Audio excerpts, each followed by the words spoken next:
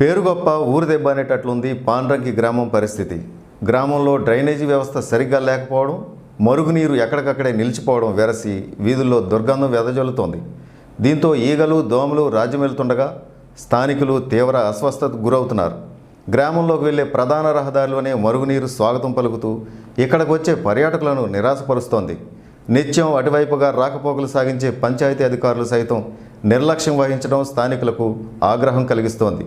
అల్లూరి గ్రామంగా పిలువబడే విశాఖ జిల్లా పద్మనాభ మండలం పాండ్రంకి గ్రామంలోని పడకేసిన పారిశుధ్యంపై సాక్ష్యం టీవీ ప్రత్యేక కథనం. విశాఖ జిల్లా పాండ్రంగి గ్రామం దేశంలోనే ఓ ప్రత్యేక గుర్తింపు కలిగి ఉంది.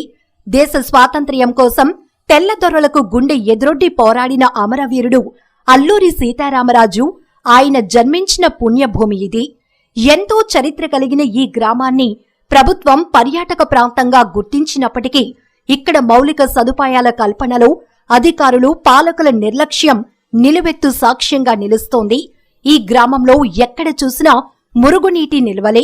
ప్రధాన రహదారులపై మురుగునీరు పొంగి పొరలుతున్నా పట్టించుకునే నాదుడే లేడు. ఇంటింటికి కుళాయిలు ఉన్నా తాగేందుకు గుక్కెడు నీళ్లు దొరకని పరిస్థితి. రాష్ట్ర ప్రభుత్వం ప్రజలకు చేరువలో ఉండి వారి సమస్యలను పరిష్కరించడానికి వాలంటీర్ల వ్యవస్థను తీసుకొచ్చింది. అయినప్పటికీ ఇక్కడ సమస్యలుగానే మిగిలిపోతున్నాయి. ప్రజల సమస్యలను వాలంటీర్లకు చేరటం, వాలంటీర్లు సచివాలయ కార్యదర్శికి సమస్యను చేరవేయటమే తప్ప సమస్య పరిష్కారానికి మాత్రం ఏ ఒక్కరూ చర్యలు చేపట్టటం లేదని గ్రామస్తులు ఆరోపిస్తున్నారు.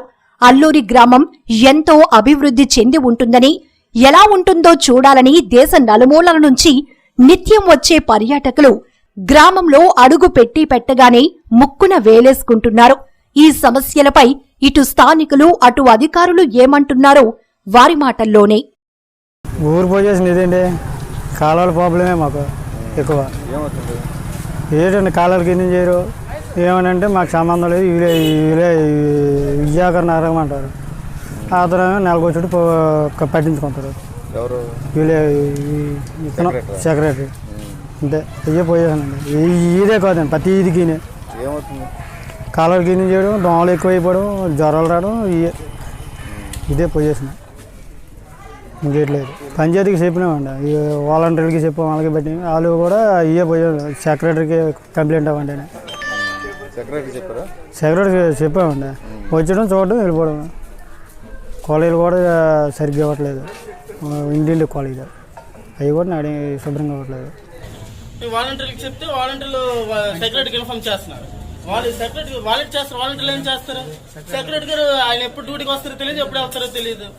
ఆయన రాకపోకలు ఎవరికి తెలియదు, వాలంటీర్లకు కూడా తెలియదు. వాళ్ళు చేసిన డ్యూటీ వాళ్ళు చేస్తున్నారు, వాలంటీర్ పద్ధతి ప్రకారం చేస్తున్నారు.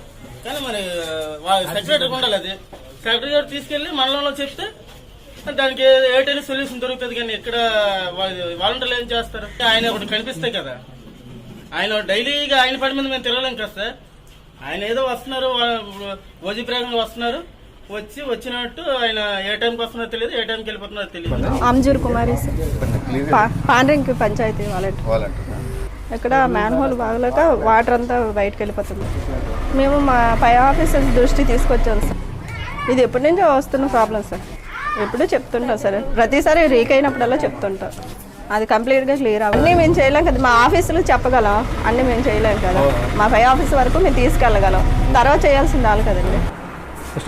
మన డ్రైనేజ్ సమస్యలు ఉన్నాయి సార్. లాస్ట్ టైం సార్ 2 కోట్ల రూపాయలతో అండర్ గ్రౌండ్ డ్రైనేజ్ శాంక్షన్ అయింది సార్, 2,50,00,000తో.